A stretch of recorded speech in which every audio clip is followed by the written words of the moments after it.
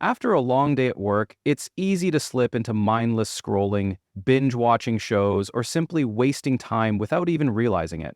I used to fall into that trap until I made a few small but powerful changes that completely transformed my evenings. In this video, I'm sharing the 9 habits that help me turn unproductive evenings into a time for growth, relaxation, and real fulfillment. If you're ready to reclaim your nights, let's dive in. 1. Creating a simple evening routine. Before I made any changes, my evenings felt like a blur. I'd finish work, crash on the couch, and then suddenly it was bedtime. There was no structure, no real plan, just a vague sense that I was unwinding, even though I didn't feel any better afterward. That lack of direction made my evenings feel wasted. I wasn't doing anything meaningful, and it left me feeling like my days ended on a low note. So I made a decision. I needed a simple, consistent evening routine, nothing too rigid or overwhelming, just a structure to bring clarity and intention into my nights. I started by anchoring my routine to the moment I finished work. That transition point became sacred. Whether I was working from home or commuting back, I created a small ritual to signal the end of the workday. Sometimes it was a 5-minute breathing exercise. Other times I'd take a quick walk around the block or stretch for a bit.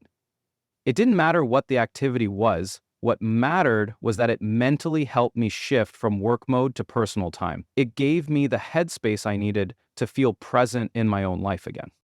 Then I built my routine around a few key blocks: dinner, a productive but relaxing activity, and finally a wind down period. Each block had its purpose. Dinner was for nourishment and mindfulness. The activity was for personal growth or light productivity, and the wind down helped prepare my mind and body for sleep. This simple routine brought a sense of rhythm to my evenings. It wasn't just about being productive, it was about being intentional. I didn't want to kill time anymore. I wanted to use it in a way that felt satisfying, and this was the first step in doing just that. 2. Establishing a work-to-home transition. One of the most overlooked but powerful changes I made was introducing a clear transition between work and home life. Before, I'd go straight from closing my laptop to aimlessly scrolling on my phone or flipping on the TV. There was no separation, no moment of pause to signal the shift. As a result, I carried the stress of the workday with me into the evening. My mind stayed in overdrive. Even though I wasn't working, I was still mentally stuck in that. It left me feeling constantly drained and disconnected from my personal life. So I made the conscious decision to create a transition ritual. This didn't have to be anything complicated. It just had to serve as a signal that work was done and it was time to shift into a different state of being. One of the simplest yet most effective practices I adopted was a 5-minute deep breathing session right after work. I'd sit quietly, close my eyes, and focus on my breath. No screens, no noise, just me and my breath. On days when I felt especially tense, I'd take a short walk instead. Just stepping outside, feeling the air and moving my body helped me reset. This small change had a big impact. It helped me mentally leave work behind so I could be fully present in the evening. I wasn't reacting out of stress or habit, I was choosing how I wanted to spend my time. That transition gave me clarity and made my evening routine feel more intentional. It created a clean mental break, which made everything that followed, dinner, reading, relaxing, more enjoyable. If you're looking to reclaim your evenings, start here. Give yourself that moment to breathe, to reset, and to truly leave work behind. 3. Mindful, distraction-free dinner. Dinner used to be something I barely noticed. I'd grab something quick, sit in front of a screen, and eat without thinking. Sometimes I didn't even remember what I'd eaten. Other times, I'd feel bloated and uncomfortable from mindlessly overeating. It wasn't just unhealthy, it was a wasted opportunity for mindfulness, for pleasure, and for presence. That's when I decided to turn dinner into a more intentional and mindful part of my evening. The first rule I set was simple: no screens during dinner. No phone, no TV, no distractions, just me and my meal. This small boundary changed the entire experience.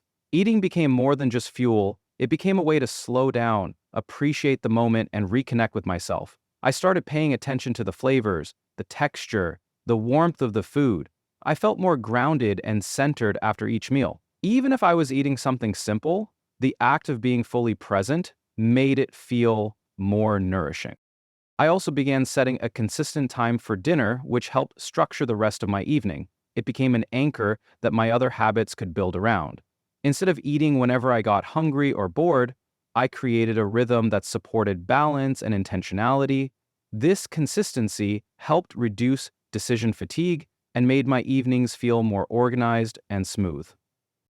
Over time, this mindful approach to dinner turned into one of the most peaceful parts of my day. It gave me a moment to pause, breathe, and reflect before moving into other evening activities. It wasn't about being strict or perfect. It was about being present, and that presence made all the difference. Or replacing screen time with meaningful activities. One of the biggest time wasters in my evenings used to be screens. I'd tell myself I was relaxing, but in reality, I was mindlessly scrolling through social media or watching show after show without even enjoying them. Hours would pass and I'd feel more drained than before. I knew something had to change.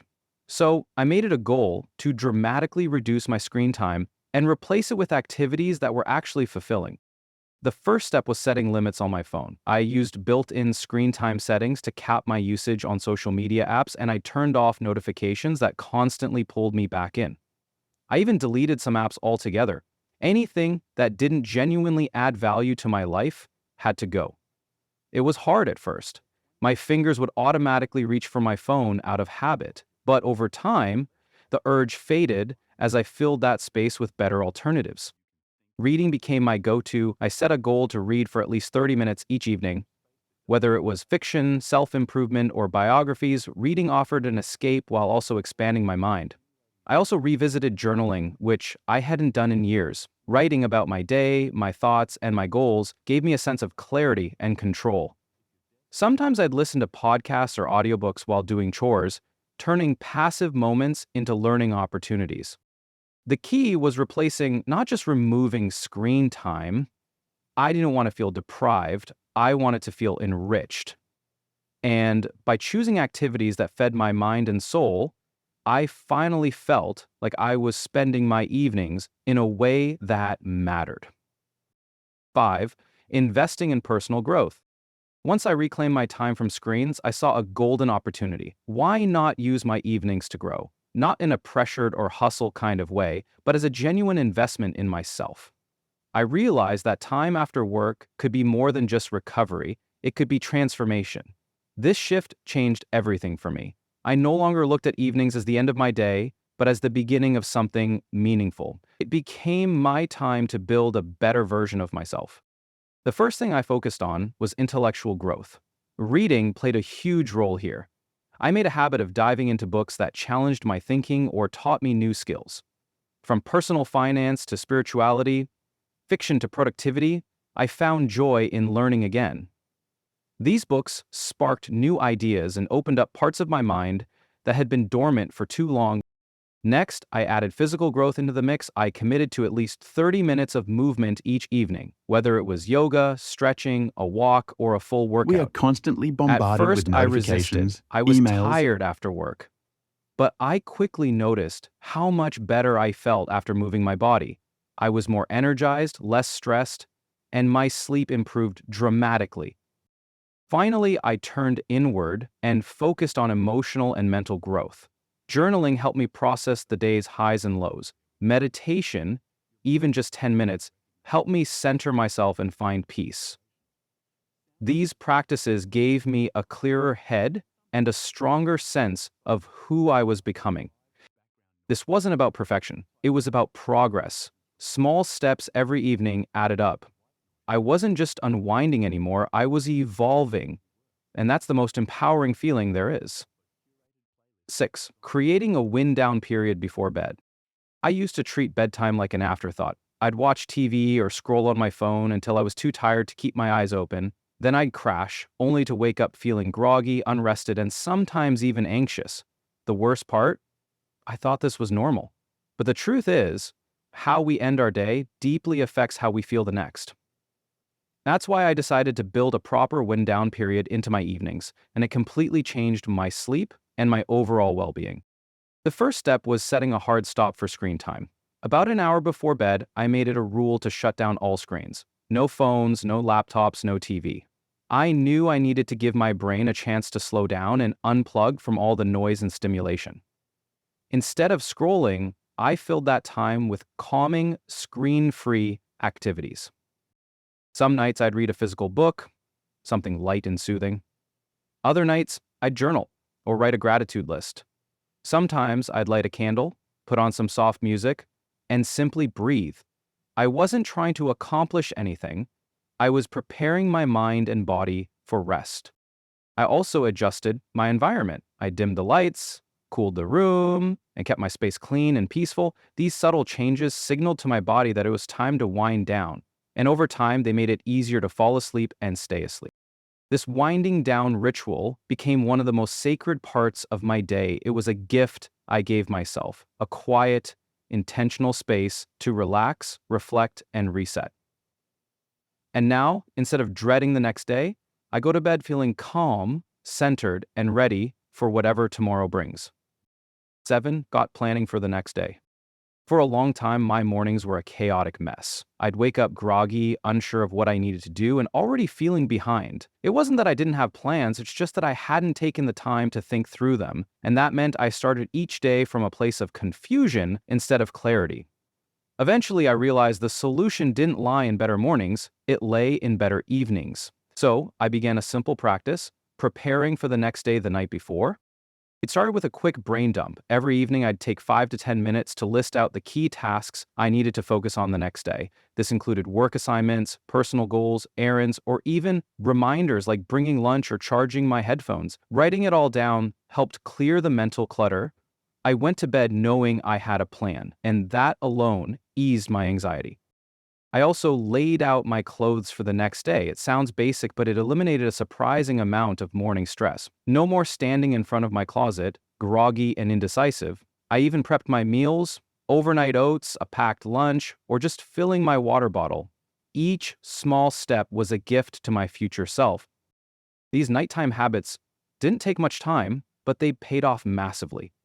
My mornings became calmer, more focused, and even a little enjoyable. It I can no longer also help started you my get day in over a the rush. blank page I feeling started it with that often purpose, stifles and that sense creativity. of intention Sometimes carried it's me through simply the about rest of the starting. day with clarity and confidence. 8. Building stronger relationships. After a long workday, it's tempting to just shut down and zone out. And for a while, that's exactly what I did. Staring at screens, half listening to conversations, barely present with the people around me.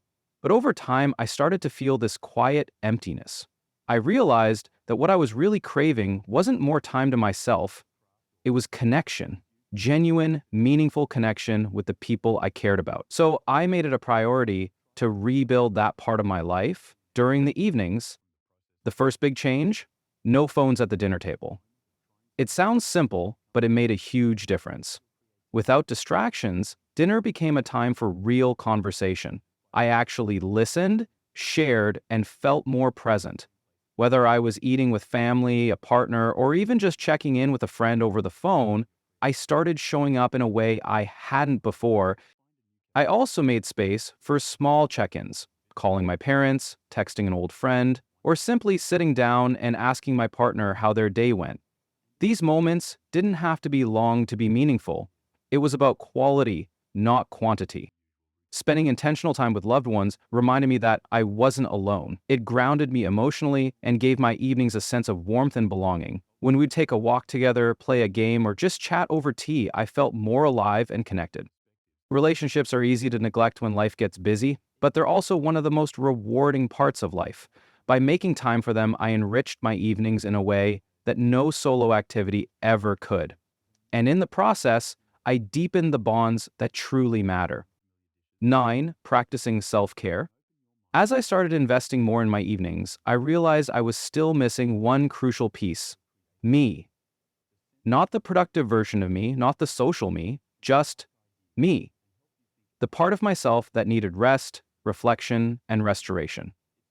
That's when I began carving out time for true self-care. And no, I don't just mean spa days or expensive candles.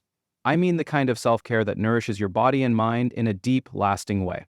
Some nights, that meant taking a warm bath with Epsom salts to ease the tension in my muscles. Other times, it meant sitting quietly with a cup of tea, reflecting on the day and checking in with how I was feeling. I added a basic skincare routine, not just for how it made me look, but for how it made me feel. Like I was taking care of myself, even in small ways.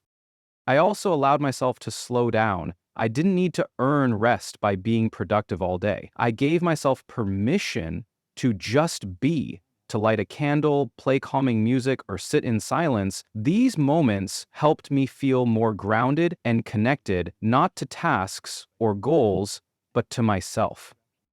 Self-care became the final layer of my evening routine. It was my way of saying, I see you, I hear you, you matter. And by ending my day with that message, I went to sleep feeling cared for. Not just by others, but by myself. 10. Transforming evenings into a space for growth. When I look back, it's amazing to see how different my evenings are now. They used to feel like dead time, just hours to kill until bed, but now they've become one of the most valuable parts of my day, a space for growth, a space for connection, a space for peace. And it didn't happen through one big change, it happened through small, consistent steps. Each habit I built supported the next. Creating a routine gave me structure. Limiting screen time gave me clarity. Personal growth gave me energy. Preparing for tomorrow gave me confidence. Connecting with others gave me love. And self-care gave me balance. None of it felt like work. It felt like alignment. The most important realization I had was this: you don't need a complete life overhaul to feel better. You just need intention. A few minutes here, a small shift there, and suddenly you're living in a way that feels more you. It can That's also what these help you get changes over the gave blank me, page a feeling version that of my often life that stifles reflects who I creativity. want to be. Sometimes it's So if your simply about evenings feel starting. wasted or unfulfilling, know this: you have the power to change them. You don't need more time, you just need to use the time you already have differently. And the best part? It starts with one small change, one new habit, one intentional moment. That's all it takes to begin. Now my evenings are no longer the leftover hours of the day. They are the foundation of my growth, my joy, and my peace. And I wouldn't trade that for anything.